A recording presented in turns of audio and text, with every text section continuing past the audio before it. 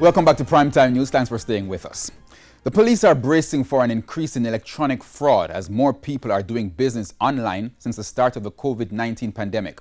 With more time being spent on electronic devices and increased use of technology, cyber criminals are lurking, waiting to attack the unsuspecting. So, how can we protect our systems and data?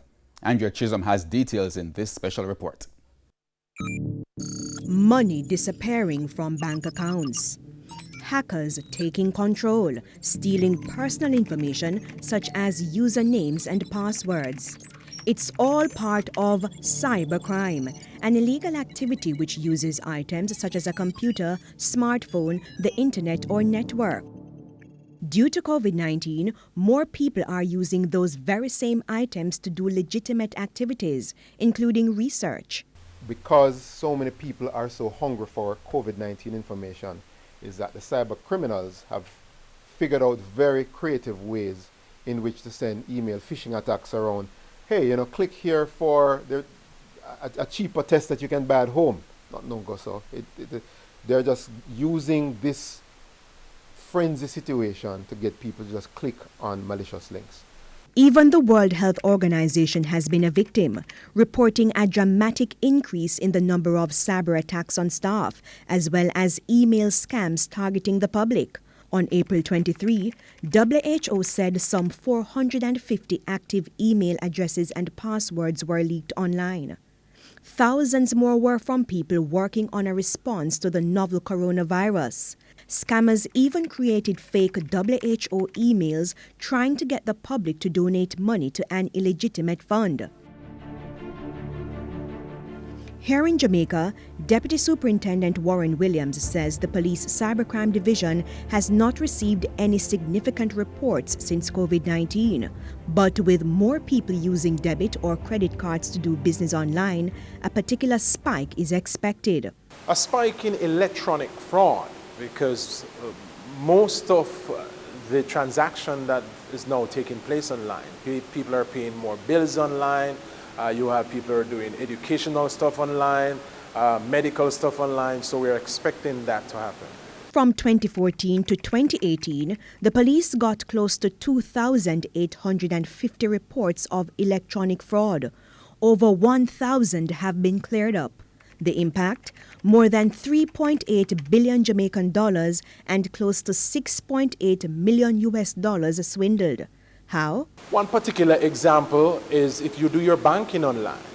Say, for example, people may check their bank balances or pay bills online. Once they get online to put their credit and debit card information, then if there's a malicious code embedded, based on the transaction that is being done, then it's easy for someone to steal this information. It can be a code to turn on your webcam. It can be a code which looks at all your information that you're inputting using the device.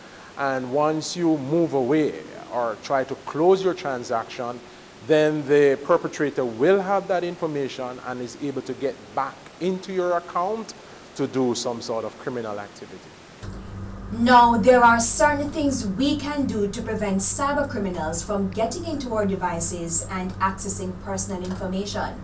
How many times have you received a message via WhatsApp and even email asking you to click on a link or an attachment, and you just follow the instructions without even stopping to check if it looks fishy? One wrong click can be detrimental. Cybersecurity training and general awareness come in handy. Christopher Record is the Chief Executive Officer of T-Tech. Sometimes you get it's a legitimate email, or it looks like a legitimate email, and you're just reflectively about to click on this link, but the training informs you how to look at the link, put the mouse over the link to ensure that what it's saying is where it's coming from. And if there's doubt, just delete it. If it's important enough, somebody may call you, right? You have to detect that by just recognizing that, okay, I didn't ask for a list of new COVID-19 detection locations. I'm not even living in this country that this thing is coming from. This is not for me. I'm not going to click on this. This is malware. Malware, as the name suggests, is bad. It can damage or steal information from your computer system. It's always inviting you to click somewhere. It's always asking you sometimes for your credentials. You realize that, your password has expired. Click here to reset it.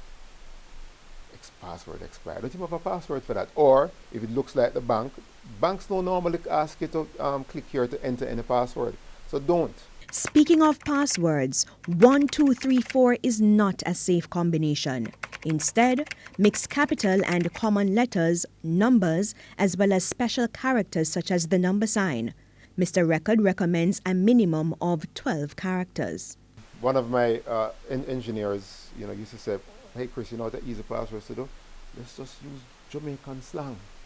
So when you use Jamaican slang, I don't bother get into expletives or anything like that, but you use Jamaican slang, spelling your way with, chances are the automatic password generators that cyber criminals use to just hit your system and try new passwords usually not going to work, because our language is your spelling, how you spell yo versus how I spell, well, go on, things like that.